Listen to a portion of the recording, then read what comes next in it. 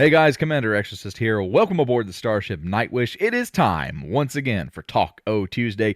This is my weekly Elite Dangerous show where I pick a Galnet article, read it, talk about it, primarily from a lore perspective, but I will break the fourth wall if necessary. So, it has been a crazy couple of weeks in Elite Dangerous. A lot of things going on, a lot of strange things happening, a lot of changes happening across the galaxy. And we have had I wouldn't say it a culmination, but a continuation of the Terry Tora storyline because the permit lock for HIP 87621 came down and commanders were able to finally enter into the star system and see what mysteries awaited us. And we definitely had something waiting on us. It was quite interesting. We have discovered these massive new types of flora, these forests. Personally, I call them guardian forests, but we don't know exactly where they come from or what their purpose is. So there's a lot that is going on that we still don't know. And I think that's very important to understand and to remember, is that this is not the end of the storyline. The things are still happening, and we're still trying to figure out exactly what is going on, and there should be a next step. I don't see this being the final aspect of things, so I would expect us to learn more as time goes on. So we're going to go ahead and jump forward because forests have been discovered in HIP 87621. Let's take a look and see what today's article has and talk about it. It says the Pilots Federation has confirmed that members are now authorized to enter the HIP 87621 system following months of speculation and political wrangling.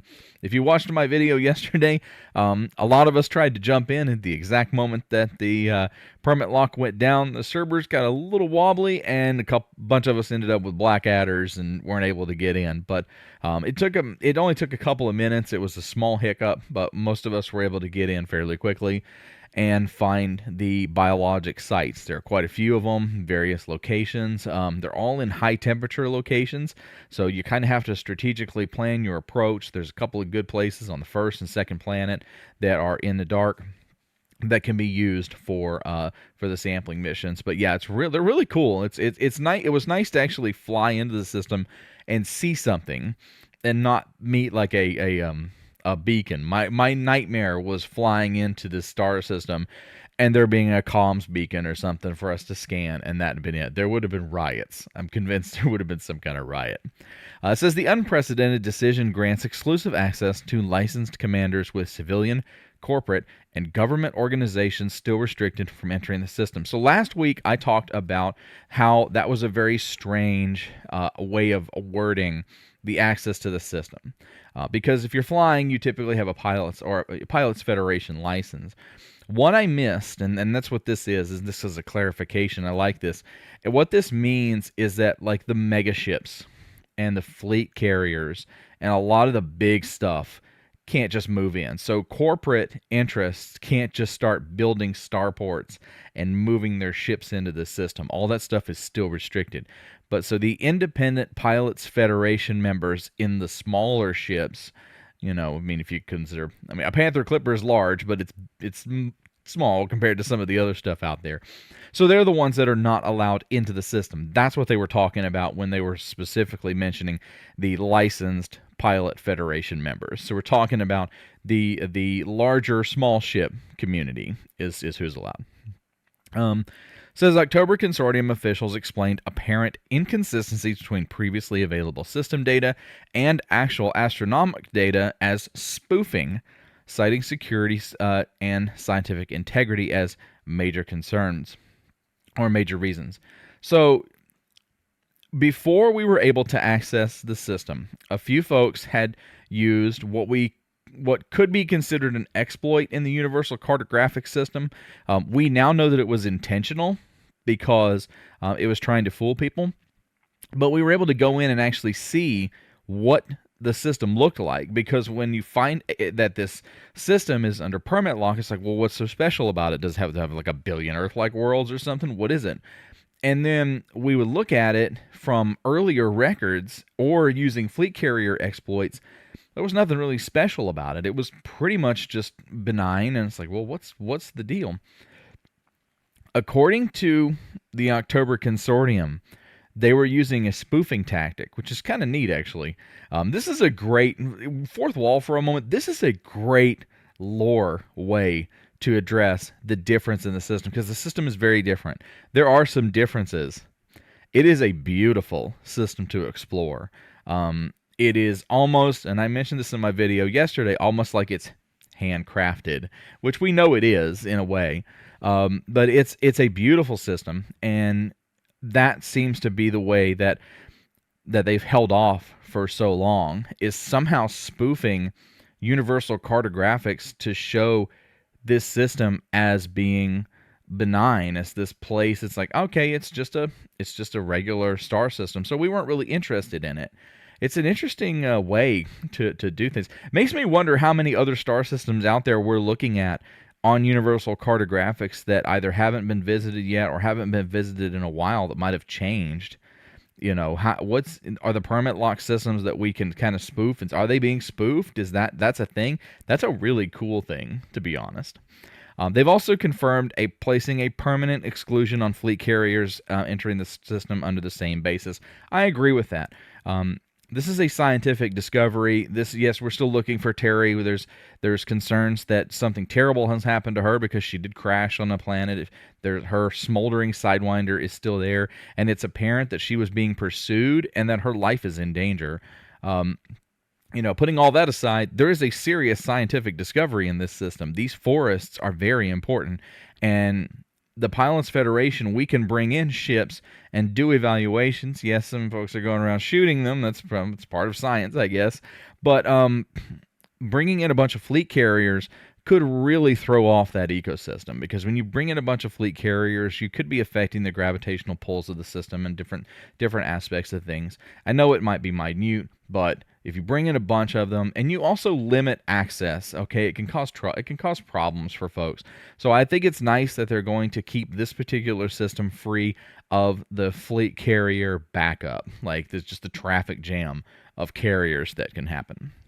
It says scientists believe the plant's unusual biological markers may explain the long-range scan anomalies that first drew attention to the system. Commanders who have already ventured into HIP 87621 to report the discovery of an exobiological flora unlike any previously cataloged. As a result, the October Consortium has now issued a call for exobiological scan data to help with further scientific analysis. So there's a couple of things here. It's the long-range scan anomalies. So now we know why the Pilots Federation enabled the extension for the plant scanner, because it has a ping function, if you haven't figured that out yet. To be honest, I only recently figured that out. I mean, I've been scanning flowers for years. Didn't know that it had a ping system like that. It's pretty cool. Which when it came out, and was like, okay, well, what would I use this for? Because the way that I look for plants and the way that I scan flowers and do that stuff, I have no need for a system like that. Absolutely zero. The flora system in the galaxy is just not that complex, and so I felt like it was a little bit of overkill. But when I got into the forests and you hit that scanner, that secondary scanner, and it lights up the area that can be scanned on the tree, because you can't just scan any part of the tree. It has to be a specific part. And it's like, oh, that's what that's for. So it makes sense. It's the first time that I've ever used it in the forests. I've never, ever used that pulse anywhere else. And so, so now we are scanning the trees. The October Consortium has let Pilots Federation members in because they want our help. And let's say for a moment that these things do wake up and start eating our faces or something. You know, the October Consortium, they're not stupid. They know. I guarantee you there was a moment in their boardroom where somebody said, we need more scans of this stuff. But, Jim Bob down here, he's too scared to go do that. When somebody said, well, Pilots Federation will do it, they'll do anything for money. And they're right. We will. We actually will. So we'll go into the systems and we'll scan that stuff. So that's what we're doing at this point. And there's been limitations lifted. So there's, you can scan it as many times as you want. That's great. But yeah, so we have the forests, and Yeah, it's pretty cool. I'm actually excited about them. I'm excited because they're not the ending. Like, we didn't find the destruction of Terry Tora and this is the end of the story. I feel like this is the beginning of something grander. At least that's my hope. It really is. The Pilots Federation has encouraged all licensed members to support this initiative by conducting on-site surveys and delivering complete exobiology data scans to Vista Genomics at the Exogene Sciences asteroid base. That asteroid base was a big surprise because it's not something we knew was there before. But, we knew that they were there working and that the October Consortium was, at least had some infrastructure in the system. And so this is what we were seeing at this point. But yeah, so very surprised by the asteroid base that's in there, but that is where we want. So if you're interested in the community goal, it's a huge. It is the first Odyssey. Let me just say this, and I'm gonna emphasize this. Elite Dangerous Odyssey, the DLC came out years ago. I think it's been almost like 4 years at this point, and this is the first community goal, first Odyssey specific community goal. To participate in this community goal, you have to have the Odyssey DLC. You have to step out of your ship and you have to scan these plants. You cannot do it from your ship. And so that is really cool. It's nice to see with operations coming next year and with this part happening. It's wonderful for someone like me who absolutely adores on-foot activities to see Odyssey getting a little bit of love.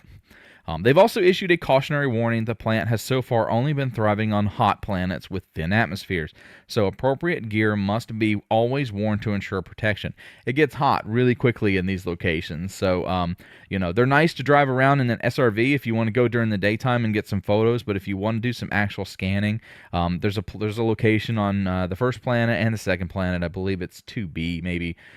If you check the posts on my channel, there's I put a message about how the first planet has one. Well, there's some people that have put comments below that also list other locations that are either just as good or maybe better for you guys to check out if you're interested. But the way that it works is instead of scanning the plants and then having to move to a new location, you can scan that same location over and over and over again. So park your ship, go out, scan. I think I can scan about 6 different locations, 6 different plants, and then I have to run back to my ship and recharge my energy. That's it. And I mean, you can scan upwards of 90 plus, and I had somebody doing about 90 an hour. I mean, it depends on if you get a system down. It's really cool. And you're going to get the 8x multiplier. There's a lot of benefit financially for this. But it makes me, so let's talk about what it's for, okay? And the pods at the top of the planet or top of the plant when I first landed, and it makes like a gurgling sound, like a growl, and then it exudes the gas or the spores or whatever. It sounded like a growl, like it was growling at me, and it was kind of creepy. I wonder. There's been a couple of different kind of theories about what these are. Plants like that are exuding a gas into the atmosphere. Is it transforming the atmosphere? Is it spreading itself? And with a pilot that is getting this gas and spore on them, are they going to spread these things to the rest of the galaxy? Are we going to start seeing them popping up in other places? First of all, I think that will definitely happen. I can't imagine these things would not start growing in other places. If not, like everywhere, perhaps these could be like the Guardian Ruin sites or the Thargoid installations that we used to find, where there's, say, like 30 of them or something, where they're kind of spread out in a region. Maybe this is the first one that kind of gets us going. So it's a very interesting kind of twist in things. There's a log out there if you want to check out for Terry Tora. You can kind of learn where she's last seen. We still don't know what has happened to her, but we are kind of closing in. At this point, it's almost like the evidence of a murder is rising in HIP 87621, and the October Consortium's like, you know what? We'll just pay you guys to scan these plants. It seems a little weird, but hey, I'll go with it.